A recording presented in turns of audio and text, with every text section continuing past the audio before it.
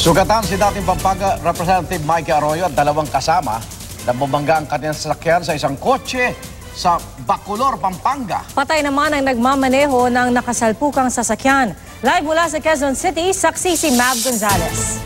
Mav? Igan, Pia, stable na ang kondisyon ngayon ni dating Congressman Mikey Arroyo matapos ngang maaksidente kaninang hapon.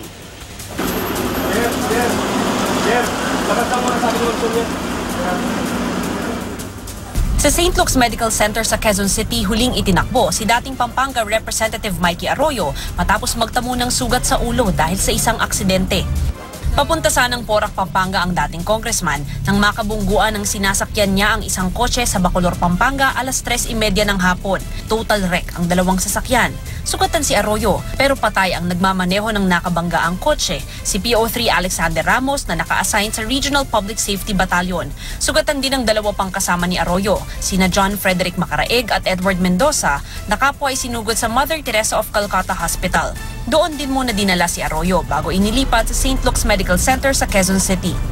Nang dumating sa St. Luke's, kasama ng naaksidenteng dating congressman, ang amang si dating First Gentleman Mike Arroyo at kasunod ang inang si dating Pangulo at ngayon Pampanga Representative Gloria Macapagal Arroyo.